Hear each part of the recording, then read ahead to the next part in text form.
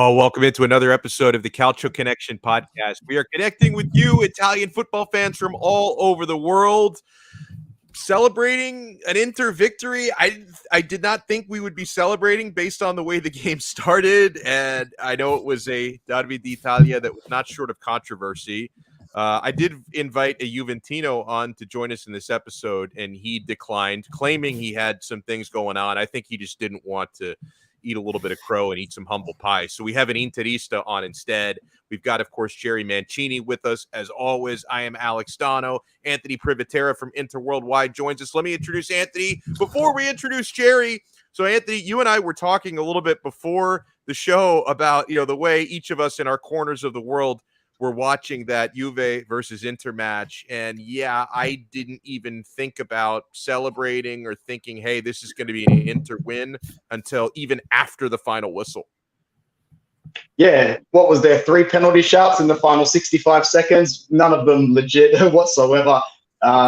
We got the win. That's the most important part. First of all, thanks a lot, Jerry, and yourself for having me back. It's great to be back on this awesome platform.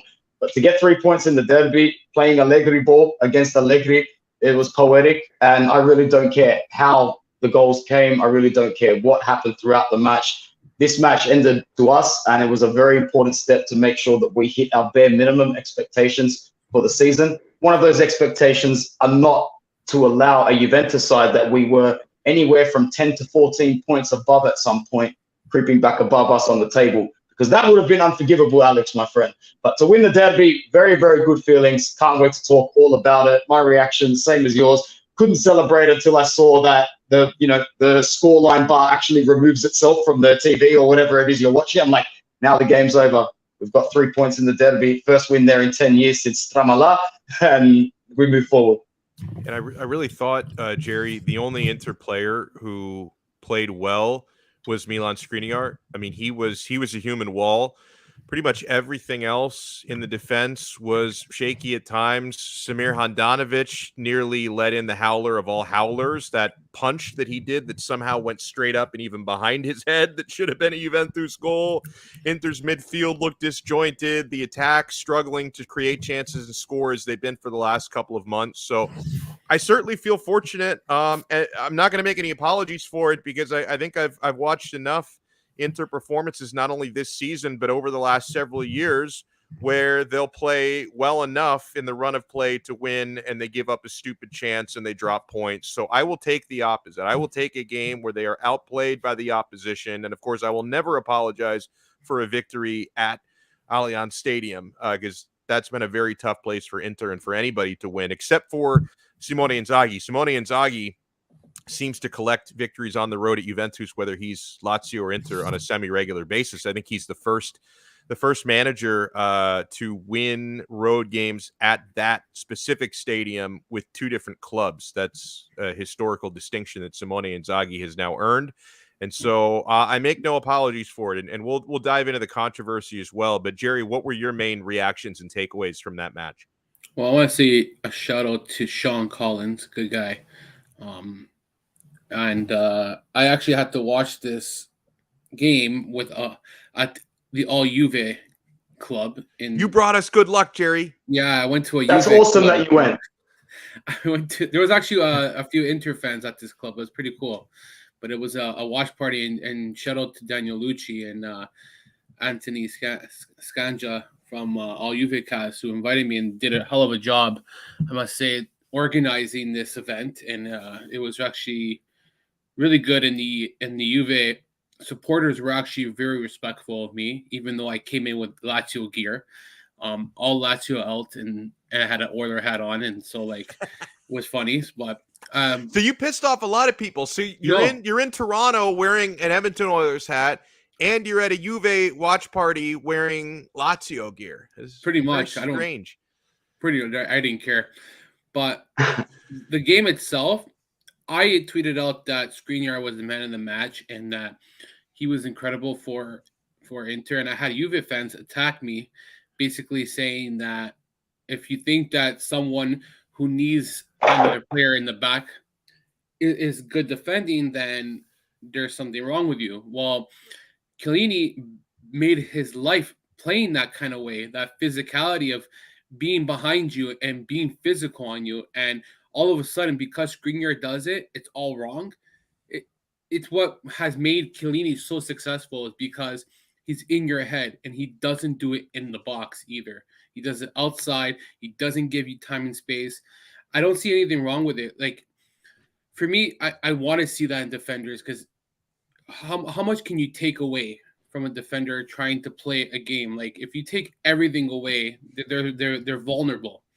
I know that you want to make the game more exciting and the scoring and the action, but I think there has to be some leeway for defenders. But aside from Skriniar, I thought nobody on Inter looked good. Maybe Dzeko. I'll give a shout out to Dzeko, because he hustled. I saw a few clips where he went in the corner. He made some good challenges. Again, he's 40 years old, guys. Like, what do you expect from Dzeko, who basically has played majority of the games, and he's been a serviceable player in replace of Lukaku.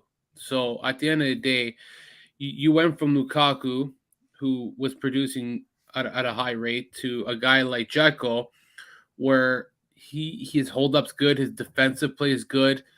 Maybe he doesn't score recently, but he does assist in other areas. I think Dzeko kind of stood out to me, but other than that, no one else really stood out to me for Inter. So, all right, Jerry, I'll start with you because you're going to be probably less biased on this stuff than Anthony and I will be. What did you think about, so multiple different referee decisions have created a lot of controversy, okay? And listen, even as an Interista, I will say I felt fortunate with the way some of these calls went, okay? I don't make any apologies for it, because unlike a Juventino, when the referees blow the whistle in my direction, I don't pretend it's not happening. I just say, hey, okay, it happened. I move on with my life. All right. So as far as the penalty that Inter were awarded, and then the retake. Now, personally, I thought that the goal on the rebound should have counted, but then they decided there was what do they call that? I can't remember what the term is for what happened where they retook the penalty kick, and then the encroachment. That's what encroachment. it was. That was the word I was looking for. So they decided there was encroachment, despite Hakan, his original penalty got saved. It went in the back of the net on a rebound. I thought, oh, that's going to count. It didn't. They retook the penalty due to encroachment. The second penalty was perfectly taken. The first one was awfully taken, but he was able to get the second one in. And then, there were other calls and non-calls, but the other main one was Bastoni, a foul he committed on Zaccaria, which they determined was about an inch outside the box. And that's certainly the way that it looked to me, watching it in regular speed and even in slow motion, like the angles that they showed you that the VAR were presumably looking at. I have seen, though, on several Twitter accounts, screenshots produced that do make it look as though the contact may have occurred about an inch inside the box rather than an inch outside the box. So instead of the free kick right outside the area, Juventini thinking that they should have been awarded a penalty of their own. So it was certainly it was a type of game where, unfortunately, the officials get talked about more than the actual 22 men on the pitch. So, Jerry, how did you feel about the way the game was called? Did they get anything right? Did they get everything wrong? I'll be honest. I think Lautaro Martinez should have got a straight red with his boot right into Locatelli's face. The karate kick, yeah. Yeah, I think that's a red. I know a lot of people will say that you're crazy, but I thought I don't care. And listen, I'll make the case where he was clearly going for the ball, and then Locatelli's head ended up getting right in the way. But I think a yellow was right, but then he did commit another foul that people thought in the second half should have been a second yellow, which wasn't. I'm not done yet, though. So I think that's a red because I don't care if it's accidental. It means shit. You as a player need to be aware of what you're doing and how you're going in and what you're about to do. If you're going to go for that ball that high and his karate kick up to the top, you got to know that your cleats are going in his face, though. Like, that's... You know what I mean? Like that. I don't like that. Now, in defense, though, I thought a red should have gone to Locatelli moments later when he karate kicks freaking D'Ambrosio into the chest. And that's full cleat again into the chest. So I think one made up for the other, and that's why Locatelli never got a red on that straight. Because I both think they should have been sent off. They're both not good challenges for me. I don't care. Anytime cleats, when it becomes cleats on the body, it's a very dangerous subject. It's very touchy. In regards to the actual penalty that was called, awarded to Inter, I agree with the call. It's right. It's soft. It is a soft call because it's minimal contact. But in today's football, that's 9 out of 10 normally called. We've seen it on a lot of occasions. But here's the problem: the officiating again is so inconsistent that may not be called in another game. There might be an instance where it's so soft, you might think that there wasn't anything there, and they're trying to embellish it and sell it. So I thought that it was the right call. Regardless, when you contact a player, especially cleats again on a foot, even if it's bare, it's just you got to know when to make that challenge, and there's no need to make it in the first place on the corner there when there's no chance. And then the encroachment part, where the retake of the penalty, I never understand this because it happens so fast that I don't even realize that it's happening, to be honest. Like, I've seen Lazio get a retake penalty before and it benefited them for a similar instance. And I think that encroachment happens like maybe 9 out of 10 times on every penalty. Seriously. And it's like they never call it. And well, they probably don't call it if you make it. So that's probably what it comes down to. I feel like it happens a lot. We don't notice it because we don't really pay attention to it because everything's happening so quick. But I've heard people say that when you look over again, like I think it's Delit that makes the challenge, if I'm not mistaken, on Hakan, and he's already halfway there before he even takes the penalty, apparently, or like he's already in proximity to take him down. So, and then in defense, again, one more thing is that Hakan gets fouled in the box and he's taken down after the penalty. So does he get a retake anyways? If that wasn't the case because he was taken on a foul, that prevents him from the rebound or whatever, right? So you can always look at that too. So officiating overall was very poor for both sides. I think a few times Skriniar could have got a foul with the knee in the back. Sometimes I know I said before that it's part of the game, but when you do it excessively and it becomes very hard challenge, it's borderline. But it's and then there's the one that Juve never got. People were talking about that. I don't remember that one too, to be honest. It was it was Bastoni on Zaccaria, and they called it right outside the box. And that's, in the replays that they were showing during the broadcast, it did look like it was right outside the box. They reviewed it with VAR. They determined it was outside the box. But people are going like very forensic on this, like Zapruder film type of thing, with screenshots that do make it look like it was just inside the box. So it was very close. I will tell you that. Close, but I think it was on the borderline on the line. I think any part of your body, even if it's half on the box, is always 50-50. But I'll end it there. I thought the officiating was shit overall.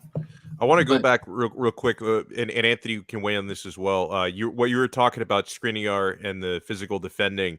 I was having a conversation with Nima about this from Sempre Inter, and I like the way he refers to it. He refers to it as the dark arts that center backs, like the really great center backs, are able to. And Chiellini is an example that you used, and I think it's an appropriate example, that some of the great center backs, they kind of know the exact limit of what they can get away with their physicality. And they're very good at not crossing that line in a way that the officials are going to give them whistles and cards. And that's something that Skriniar has gotten very good at, figuring out his limits with what he can get away with. But Anthony, I'd love to hear your take from an Interista point of view, what you thought about the officiating. Officiating was poor. Like most officiating is open for interpretation in big games like the Derby and most games in Serie A. This season, the inconsistencies haven't really favored one side. I feel like the officiating and the VAR has been consistently shit, if you can say that, for everybody. and everybody has had a stake to claim for saying that they've been hard done by maybe one or two sides more than others. So they need to fix that, but let's not talk about that now. The officiating in this particular game, Inter's penalty is a stone wall penalty because Alvaro Morata makes what you call a typical challenge in the box from someone who's not a defender. It's just ludicrous. Denzel Dumfries is going nowhere. He's boxed out into like the final 10% of the right-hand side of the box. The only way that is going to benefit Inter is if it goes out for a corner. That's either going out for a goal kick or a corner. He's going to get pocketed. It's a tackle on the trail leg on the opposite side of where the attack is going. It's really stupid. The penalty decision, I would agree. I think that should have stood as a goal for Inter. But if you are going to play the whole De Ligt interfered card, he is one of the players right in the thick of that little scrabble for the ball to go in. So it does make sense to have to retake the penalty. But that's another thing that they need to pick up the consistency on, because I've seen plenty of games this season where players rush the box. Hell, most games in the world, players still end up rushing the box to a certain extent.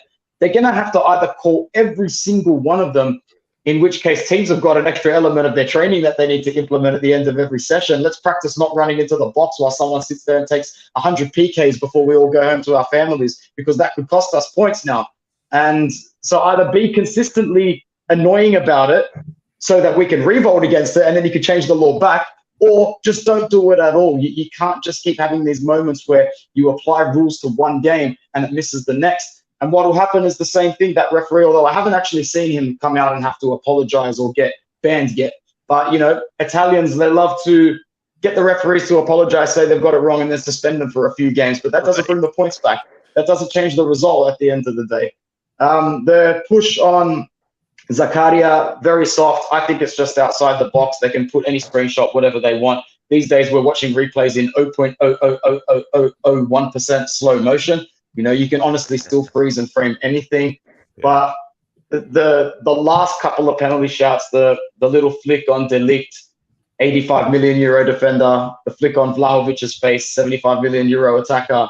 I can tell you what, man, I forgot about that. Oh, they were tough. Remember, these two dudes are tough nuts, bro. That's Dutch De Ligt from Ajax and Dusan Vlahovic, the Serbian monster from Fiorentina. Look what happens when you put that Juve jersey on. Look what happens, man. You turn into a beta floppy version of yourself.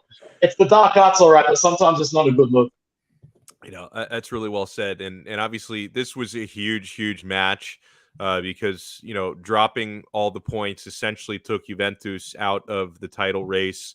The slim hopes that they had to still be in Scudetto contention are basically over, and it revitalized Inter's Scudetto hopes. As you take a look at the table, let me, I know my eyes are not barely good enough to read that, so let me enlarge this a little bit so you can actually see on the screen. You see the points there all the way on the right. So, yeah, Milan, they dropped points over the weekend against Bologna.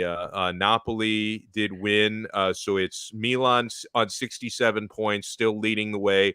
Napoli on 66 points. Inter, who do have the match in hand against Bologna, 63 points. So if they do win that match, which has been scheduled for later this month, they would be just a point behind the Scudetto lead right now. So it's quite gigantic to be back in it. What's your confidence level now, Anthony? Because Inter do, with the exception of a couple of tough games left to go, including Mourinho's return to the San Siro in later this month, I believe.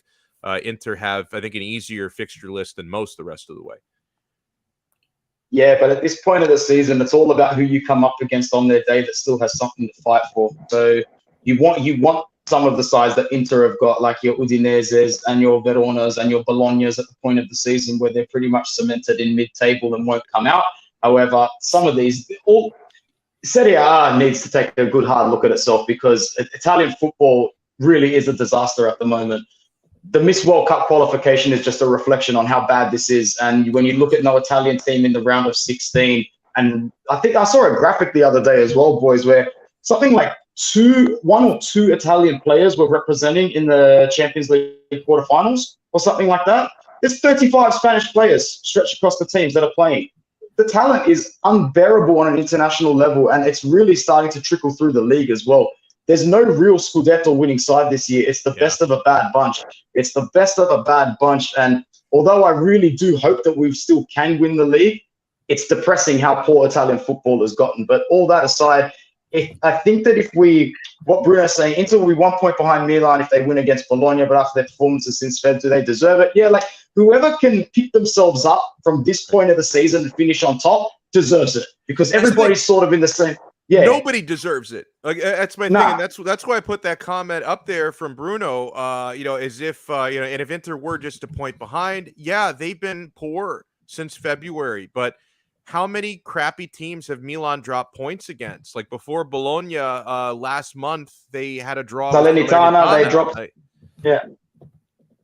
Well, to be honest, the only team that I'm really impressed with at the moment is Napoli. To get 3 goals away in Bergamo, they're really playing well, but they've got some tough fixtures coming up against, and it even wouldn't be bad results for them to drop points because they're having such a good season. I can tell you right now, most level-headed Napoli fans are counting down those days until it's mathematically done that they're in the Champions League. Everything else for them is just a cherry on top of the cake this season. That's not to say they're not starting to think about it realistically, as they should, but they're still just waiting for that moment, that mathematical moment where they've secured top 4.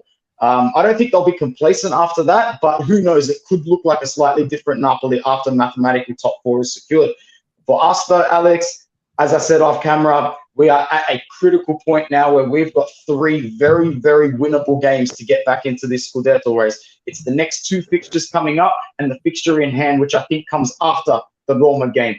We need 3 points against Hellas Verona, 3 points against Spezia. That way, for me, it guarantees that we're going to match day 37-38 in a Scudetto race. I said it on my channel, winning against Juventus was more so about saving our season. Yeah. That's what it was, because we haven't been fantastic, and right now we're not really playing like a team that deserves the title, but we have done more than enough this season to be in this title race. It wouldn't feel fair to me personally to be out of this title race on match day 30. That win against Juve, coupled up with another couple wins coming up next, I really think that we're going down to the last 2 days in this race. Whether we win it or not, it's very important, obviously, but just making it to the last couple of days, it is also very, very important. Just having that continuity going into next season.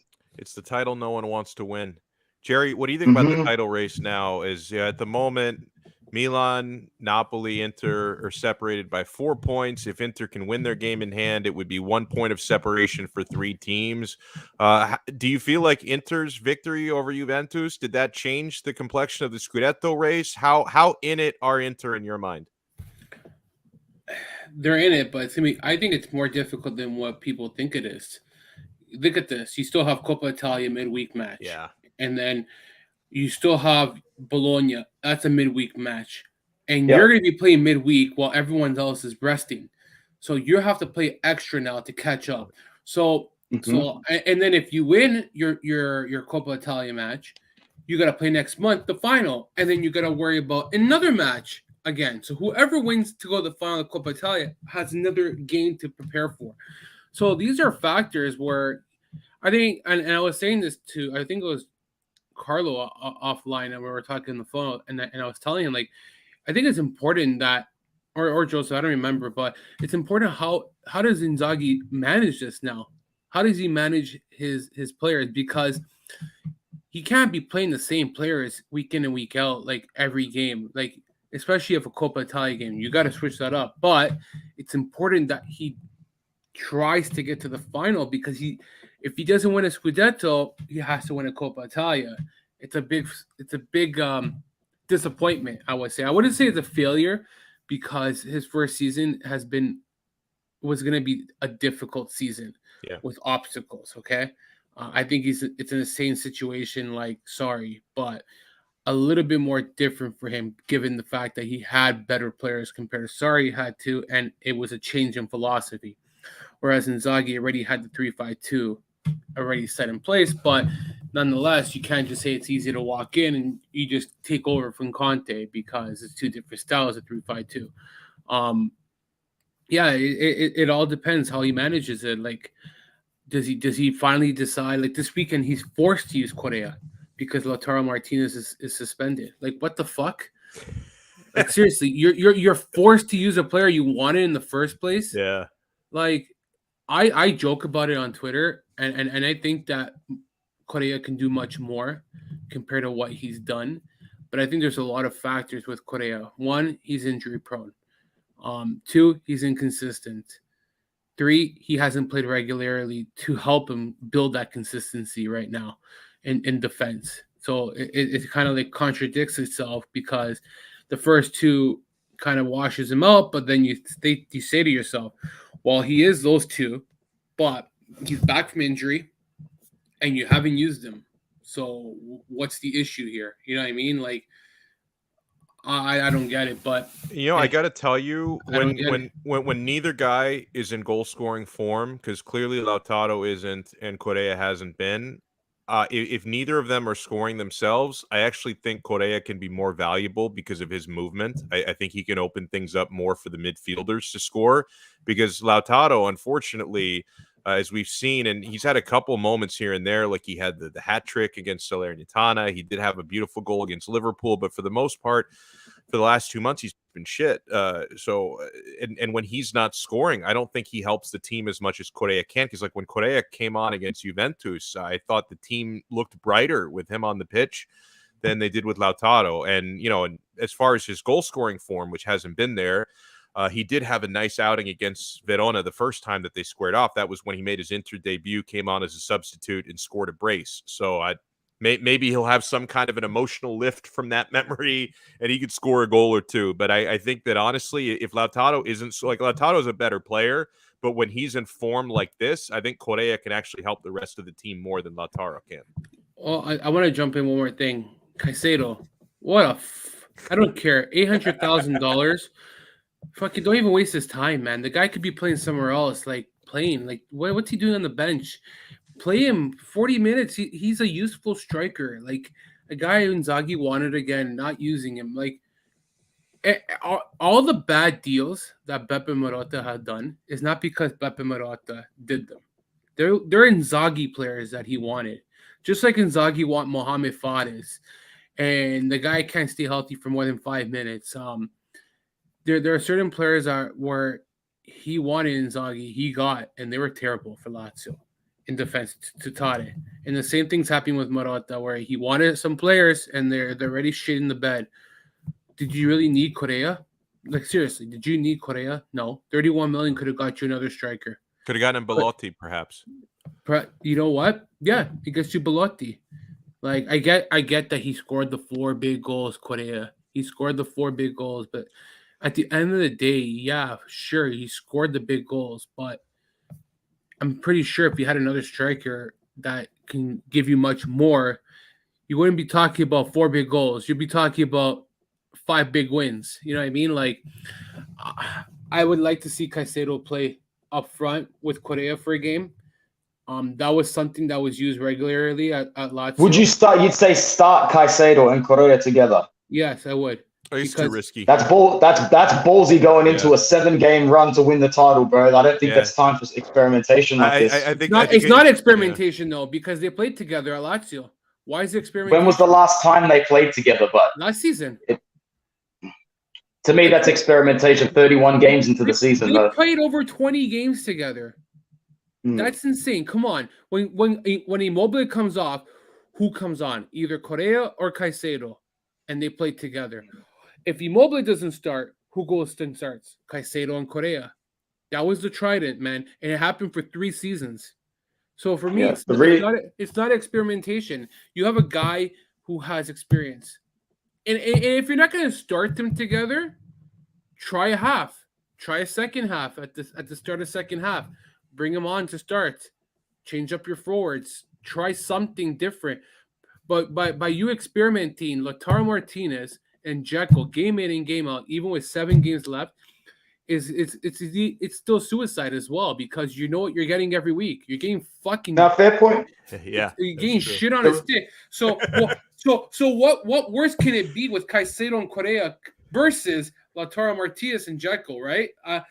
Well, that's why we're having the conversation, man. This conversation shouldn't be happening, because players like Lautaro and Dzeko should have been able to figure out chemistry by match day 31 this season.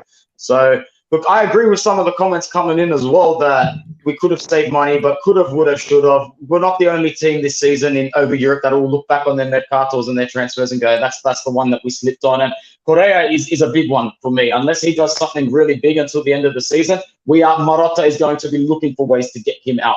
Whether or not we've already got him on the books for 31 mil from Lazio is irrelevant to the fact that Marotta will try and use him as a piece to bring somebody else in. And if we have to take an L on a third of his price or half of his price, we might just have to wear it. But it's a blood sport at the moment, this industry. You can't survive a season unless you're good.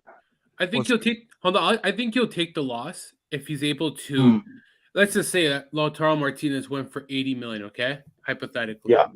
He will take the loss for Correa because that sale of 80 million will offset half the sale. I don't think they will because I don't think the accounting works like that, and I think because they're conducted as two completely separate deals, and I think even if you sell Lautaro for a big sum, I think it's still punitive if you take a big loss. I mean, listen, every now and then you can take a couple million loss on a player, but if they were to sell Correa, you'd be taking, because what are you actually going to get for him in a fee? You're taking a big loss. So I don't think they can do it. I think they have to hold on to him for at least another full season.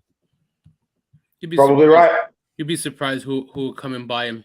You're not buying Marici. You're buying a player who still has potential. You know what I mean? Yeah, you're right. If someone actually gives you so they bought him for 31 million. I do not have the time or the knowledge to do the exact math on it, but I'm guessing if you were to sell him for something like 24, 25, 22, yeah. 22. Okay, so there you're better at math than I am. If they were to sell him for 22, they wouldn't be taking a loss. Anything less than that, they would be. So maybe Jerry's right. Maybe you do find a richer club who's willing to do something like that.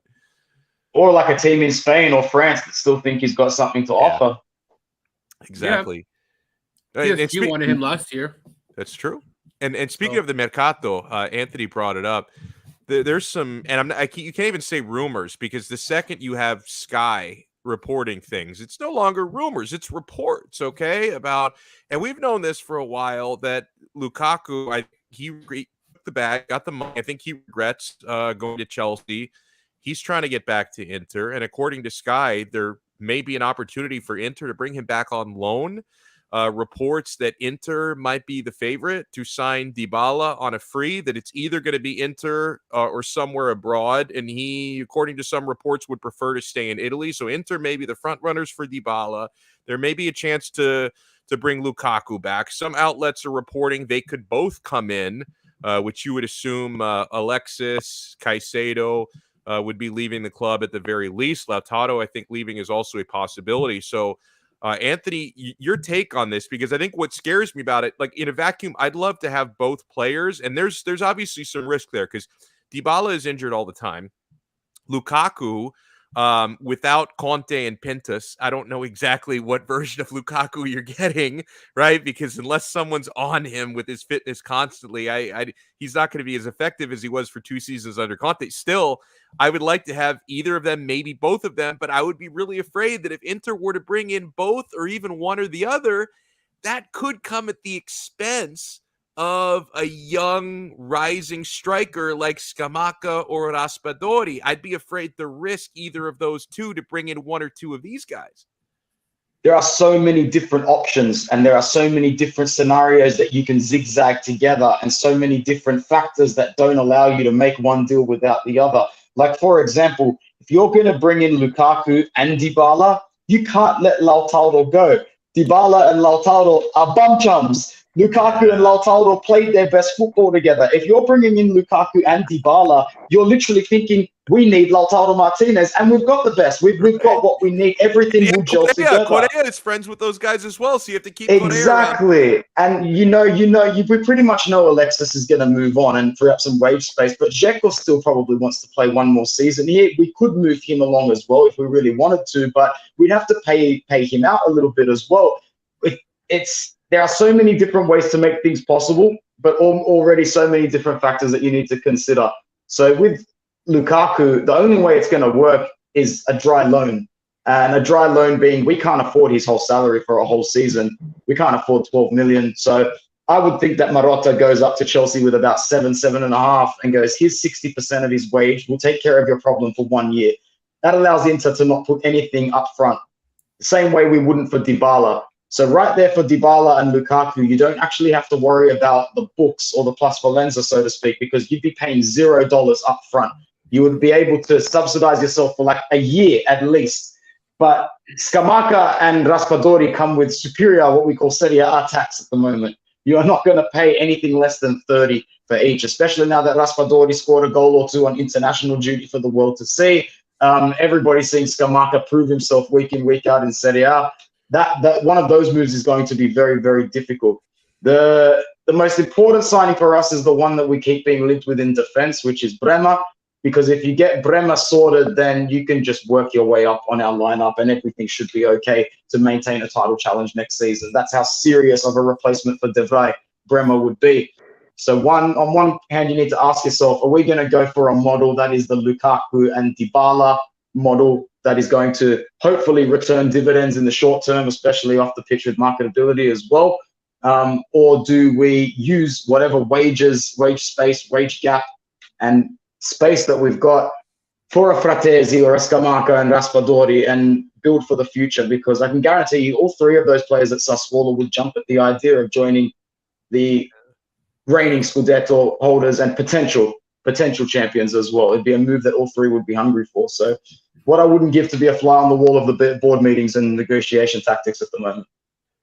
Yeah, and Jerry, I will admit that I'm sentimental with Lukaku, and I can get distracted by the shiny objects like Dybala. Despite his injury troubles, he's a glamour player. I mean, he's one of the bigger stars in world football, right? When you think about the type of players that appeal to young kids, sell a lot of shirts, you see people around the world walking around with Dybala, Argentinian jerseys, Juventus jerseys. So there's some glamour in that. At the same time, very rational, everything that Anthony said there. You always have to have one eye on the future, right? A team like Inter, you have to have one eye on the present, one eye on the future, and you don't necessarily want to go all in on players who are a little bit older, a little bit more broken down. You have to think about the future as well. So what do you make, Jerry, about all these transfer reports? I'm not sold on Scamacca. I don't think I think the price for him is way too much. It is high. Okay, so yes, he has 13 goals, but I think a lot of his goals are a little garbage goals, and a few have been decent, good runs and everything. I just don't think he has good footwork. I don't think his hold up is as productive as many think it is. I don't think he's like his read of the game is not really wowing to me. I think he's better because of Raspadori, and I think Raspadori is the real deal. I think he has good technical ability. He's got good dribbling. He can finish. I think he has an overall kind of game. I don't think Scamacca is what Inter should go after. And I think that whoever buys him to Sassuolo is they're gonna be licking their lips again, just like they sold Jeremy Boga. I'm telling you, man. I'm telling you, I don't. Yeah. Okay, here, look at it like this. Okay, fine. Scamacca, 13 goals. If he's so good, he couldn't score on a fucking Lazio back end. Okay, that consisted of a freaking Acerbi and Patrick. Patrick held him to his ground. Like, come on, man. Patrick had him in his pocket. Yeah, Patrick had him in his pocket. So what does that tell you about Scamacca? I think the problem with Scamacca, he's so inconsistent. He's good today, he's poor tomorrow. Yeah. Like, people are saying he's the next thing for Italy. No, he's not. He scored on a freaking friendly game in Turkey. Okay? A freaking meaningless game. Call me when we play Spain tomorrow and we got to play the best players and we got to put him up against the best. And how does he break down a Spain defense? How does he break down a Belgium defense? He's still got a lot of time left, though. He's a gamble at this point. You never know. What is he, 20, 22? But he's he's an expensive gamble. I get what Jerry's saying. It's the Serie A tax, man. Anywhere else in the world, this guy's worth 20 million, not 37.5, 40. Yeah. 23. I don't like it. I do agree. I would bring back Lukaku. I think that he is like the guy, and you can't sell Martinez either because it's a package. You bring Lukaku back, it doesn't work if Martinez is not there. The two need to be together. It's like peanut butter and jam. You know what I mean? That's so good. True. Like you got to have one with the other and slap it together and you go, right? So I like Lukaku. I don't like him at Chelsea. I don't think he fits their style of play.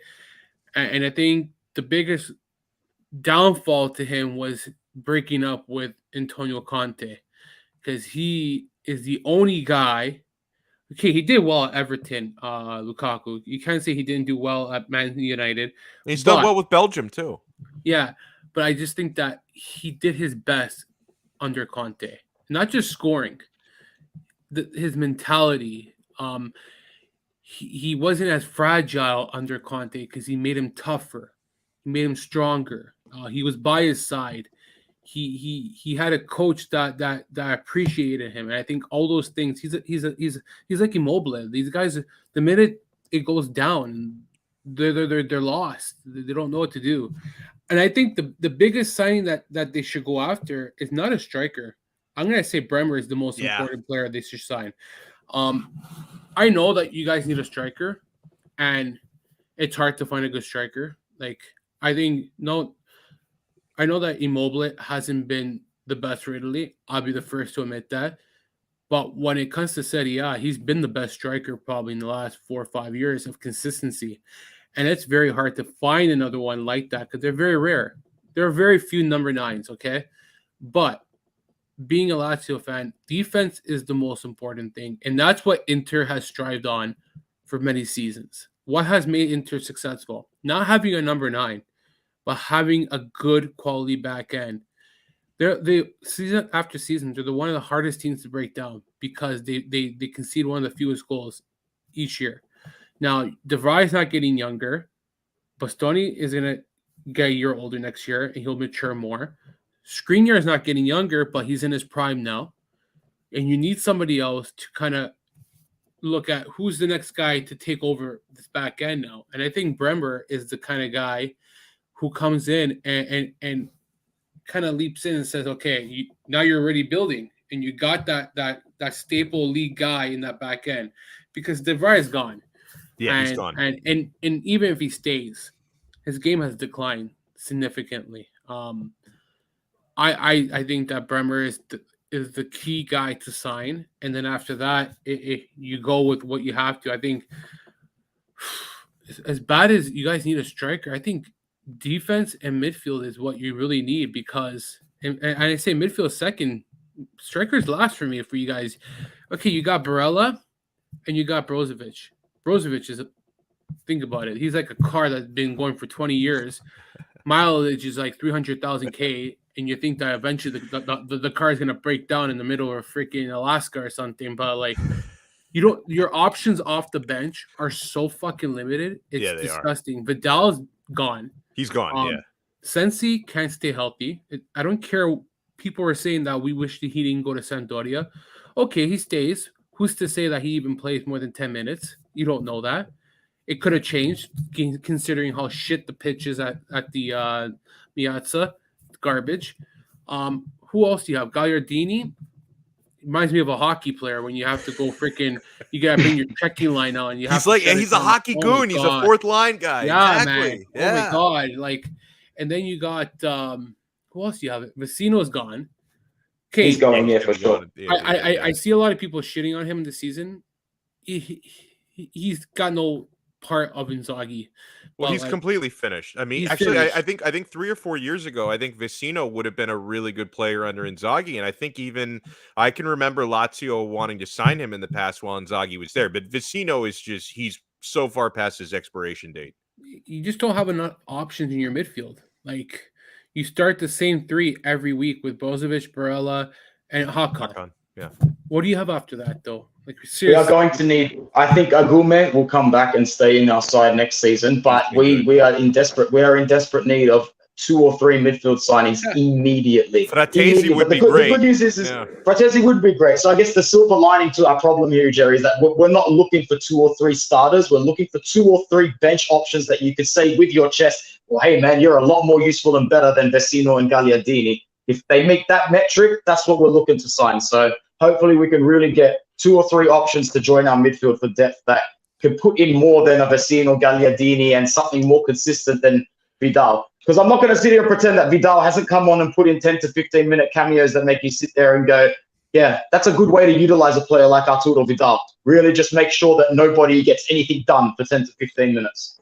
Yeah, but Brozovic is not getting younger. And I know you have starters, but I just hope I hope there's something about Croatian midfielders, because Luka Modric is like 50 and he still looks great out there. So maybe there's something in the water there, and maybe Brozovic will have the same sort of thing. Brozovic just signed his new contract, so you'll see it straight away. You'll see it straight away whether or not he's ready for the next 2 or 3 years. Yeah. But with Brozovic, he plays different than Modric, because Brozovic really covers a lot of space. His intensity level, like.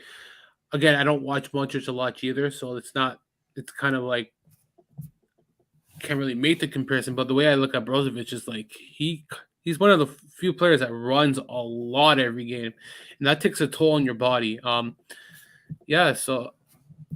does Hakan follow up with another good year, or does he take a step back like he did with Milan? That's a big question mark. Like, I think Hakan's been okay this year, but there's always a question mark about that. Does he continue that consistency, or does he kind of take a step back in his game? He's inconsistent always. Yeah, he's a very confidence player. He needs to be coddled. Like, it wouldn't surprise. Like, he scored that big goal, the penalty kick against Juve. I kind of wonder if now that's going to charge him up for the next few games where he's going to be in really good form, because when he scored the PK against Milan, early in the year, that really charged him up, and he was tremendous after that derby. So I'm kind of wondering if the same sort of thing is going to happen with him. But the last thing I would say is don't sign Dybala.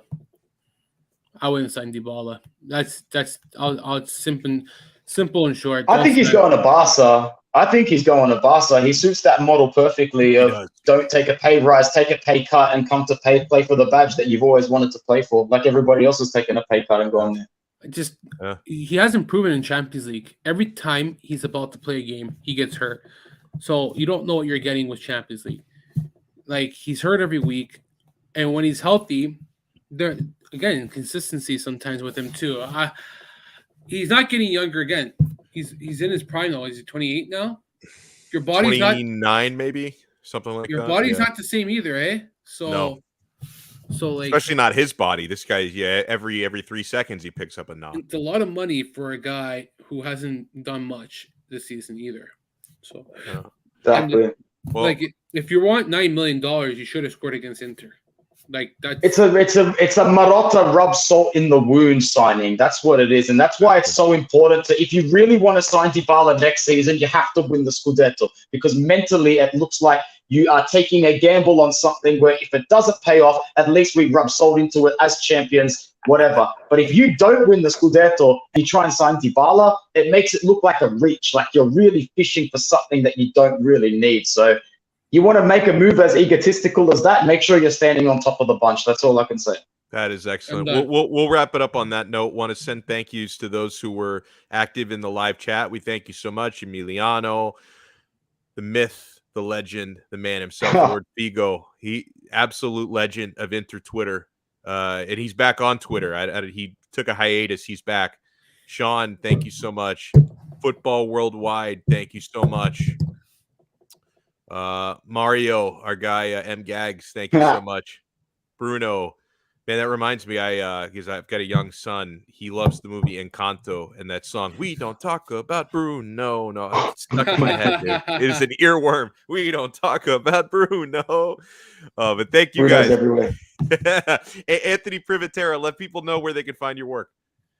Inter Worldwide and Football Worldwide, 2 platforms. One completely dedicated to Inter, the other one dedicated to just talking about all European football. And stay tuned, because Sydney's getting a very special visit from a very special former Inter and World Cup winner. And I'm really, really hoping to get a close glimpse. So who knows? We might be able to get something there. But thank you so much to Alex and Jerry. Is it Materazzi? Might be. I can't say anything, but we'll see what happens. But thank you to you both, Alex and Jerry, for keeping all your good work going on this platform. I love it, and everyone else does. Of course, Jerry. Man, one more thing. Right. If Alberto from the All Juve cast is watching this, I'm coming to collect my 3 compliments, my 3 nice intertweets that you wagered on my channel. The audacity of you to send a wager to me on my channel and think that, I wouldn't come to collect them. So Alberto, the head honcho of the All Juve cast, owes 3 nice intertweets to the world. I love it. We got cross-show beef. That's great. Jerry, what about you, my friend? Anything you want to plug this week? Any writing you're doing? A piece on Toma Basic I did. I still have to tweet it out, but from the Laziale, and that's about it. Yeah, I got 4 more articles I need to release that I've written like a year ago that I kind of like got to get done.